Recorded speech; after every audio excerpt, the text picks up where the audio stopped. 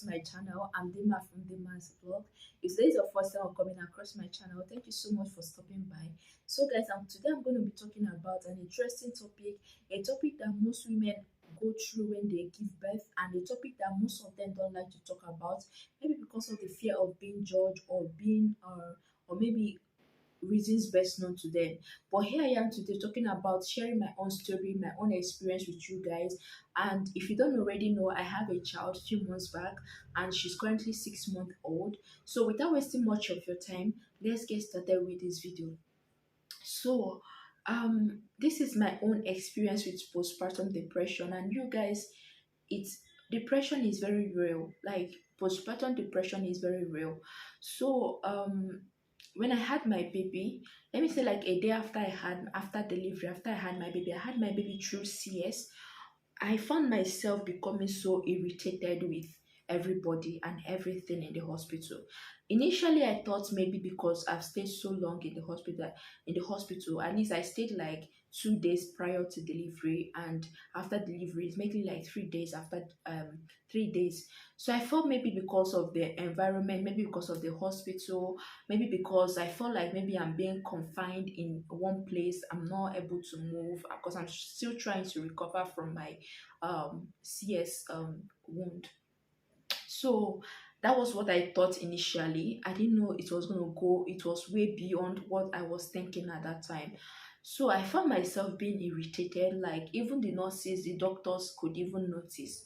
So at a point that the receptionist came, because normally in the hospital that I was admitted, once you get admitted, after every 24 hours they come to the room where you're admitted, and they give you the bills that you've accumulated so far. 2 days back, I was okay with the receptionist, but immediately I had my child. The next day, she came to update me on the bill. So unfortunately, my husband wasn't in the room at the time. I was alone in the room with my baby. So when she came, she was like, "That mom, that this is how much you've accumulated." She was polite. Honestly, she was polite, but I became so angry. Like I became so irritated with her. Like I was like, you're disturbing me. Why? I started raising my voice. So she was trying to calm me down.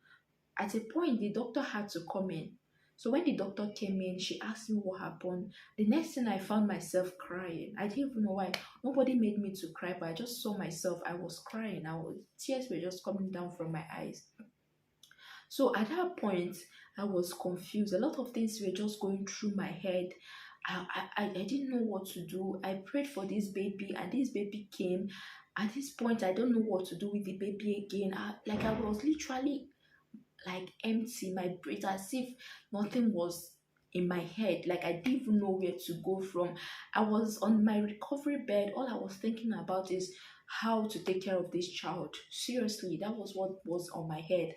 Like it's gonna be like my first time of being a mother, and actually my first time of having to take care of a newborn without any experience whatsoever. So I was thinking, what am I going to do? What would I do? How do I go from, like, a lot of things were just going on my head at the same time. So luckily for me, I was able my doctor was able to she started talking to me. Like she was trying to talk to me professionally. She already knew I'm depressed, so she now told me that she now asked me if I have somebody that was going to help me aside from my husband. So I told her no, though my younger sister would be coming.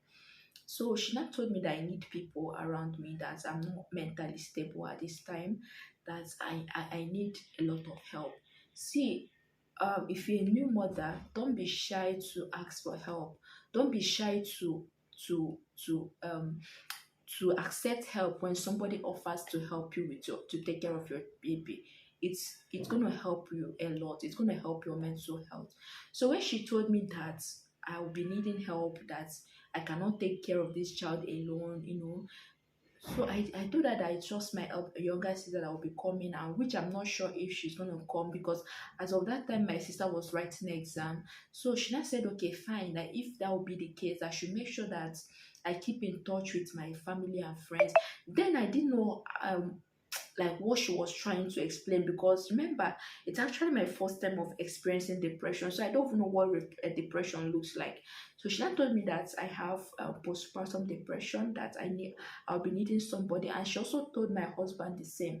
Though my husband was of great help to me, he was trying everything he could do in his own possible way to help. But for me, I like I was mentally down, guys. I was down. So we stayed 5 days in the hospital. When I got home, it became worse. Like it became worse. I was always feeling down. I was always feeling that I'm not doing enough for my baby. I was not doing enough for myself. These were just my symptoms. I stopped eating and I no longer have appetite. I lost almost like I lost about 20 kgs after I had my baby. So I lost appetite. I managed. I barely even eat. A whole day would pass. I barely even eat. I was so sensitive to a lot of things. I was so I'm always easily irritated with even this at slightest provocation. I'll just flare up like this. So these were just the symptoms I was going through. A lot of things were going through my mind. Every day I keep crying, even when I'm on the bed. I will be crying. You know, when somebody have not actually experienced depression, and you may not really understand what depression looks like, um or what depression is all about, you may just think it's just depression, it's just a mental health. It takes somebody who has already experienced depression to be able to understand what I'm trying to say. Like I was literally down, guys, to a point that I can't even mention it in this video. Like to a point that I was thinking, I wasn't even scared of dying. That is how bad it was for me. I wasn't even scared of dying.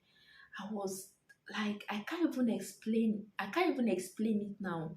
I was so scared. I don't know why I'm so scared. I was so scared of a lot of things. Even when I'm walking, my legs will be shaking. Like that was how bad it was for me. My head was always clouded with a lot of thoughts. What I'm thinking is what I don't even know. So it went on and on and on and on and on. Every day, whenever my husband leaves for work, I'll be alone with my baby. I will cry. Whenever she's crying, I would also cry with her. Like literally, guys, I'm sorry. I feel so strong to talk about this now, because then I was so scared. Like I said earlier, that most women feel scared, or they are scared of sharing their story because they feel like nobody will believe them. For me, I was in that situation, but now I feel like I'm strong and I have a platform where I can share my story. That is why I'm bold enough to share this story with you guys. All throughout this weeks that I experienced this depression, I never talked to my husband about it. I never even talked to anybody about it. I was just going through it all alone, but I was literally down. So, what I normally do, even when somebody calls me, when my mom calls me, I don't like to pick her call. I don't even like to pick anybody's call. Even if I manage to pick your call, I'm always in a hurry to just end it. I'm always all alone with my thoughts. So the symptoms continued. I was fighting so hard to be alive for myself and for my child. I was fighting so hard. I was fighting so hard until this particular day. I would call it my breakthrough day. This particular day came, the whole thoughts was so much on me. Like, guys, I was down. That was the last point, and that would be my breaking point. I was literally down. Then I had headache. I don't know, I was having a lot of pains all over my body. My ears were hurting. My head was hurting. Like I was literally, my baby was crying because I was down. I couldn't take care of her. She was crying and I was also crying along with her. So a thought came to my mind. This is how powerful, this is how powerful your thoughts and your word, what you say with your mouth, this is how far it can go in terms of when you're recovering from any sort of depression or any sort of sickness. So when that throughout that period I was having this I was going through this crisis, it's only negative thoughts I used to come to my mind. Only negative, nothing positive, only negative. So that this particular day that I called my breakthrough day, that day came, my head was crowded with a lot of things as usual. I was down, and I when I looked at my baby, she was lying down on the couch, she was crying, and I was crying. What I did was I stood up, I went to the mirror, I looked at myself, I started saying positive things, positive words to myself. I told myself that I was too young to, give up with life. That I was too young to go through all this mental stress and mental crisis which I'm going at the time. Like I started encouraging myself. I started telling myself, like I started motivating myself. I don't know what came over me at that point. I stopped crying. I cleared my tears. I went back to the sitting room where my baby was lying. I just carried her. I told her that I know she's the best thing that has ever happened to me, and I'm going to be strong. If not for myself, I'm going to be strong for her. She never begged me to come to this world. I was one that asked God for her, and now God has given it to me, and I'm ready to do anything to be there for her. That was the last thing I said to myself, guys. That was the last thing, a last statement I remember telling myself. And after that day, I became so strong. What I usually do is that whenever this thought of suicide comes, I try to brush it off my head like immediately. Whenever it comes, I try to do something that would, that would just take the thought off my head. Meanwhile, all the while I was having the mental crisis, everything that I love to do, everything that I love to um partake in, I literally stopped doing them. I literally stopped, I love to talk to people, I love to share my stories, I love to do literally a lot of things. But because of I was going through mental crisis, I stopped. So when I got myself back, I started doing those things again. I never allowed I never gave a room for any negative thoughts again. I started fighting my own battle. Like I became so strong. I was fighting my own battle. I was trying to win, and I eventually won by grace of God. I won and I became so strong. That is why I'm here talking about it. And for the first time, I thought I was the only one who was going through this depression. I never knew that there are people around me that I even look up to for strength that are also going through. So I was surprised to hear somebody. I think there was something that happened. One Nigerian celebrity died at the time, and they said she died of depression. So I was discussing with the lady about it, and I was just trying to share my story with her. Even before I could even mention depression, that I was once depressed, she was open enough to tell me that even her, she was once one time depressed like that, and how she fought and how she overcame. That was when I knew that I wasn't the only person who was in that situation. And I'm so happy, I'm so grateful to God that I'm strong enough, and I have the boldness to come out here on the camera to share my story, because not everybody would have this courage to share their story. And I'm sharing this story also to encourage somebody, to encourage mothers out there, that you can never know how strong you are until you are faced with battles. So I'm sharing my story to you guys. I don't know how far this story would go, but it's just a way to encourage somebody, a way to encourage mothers who are out there, who are going through the same, who are going through the same thing that I've gone through, that you are strong.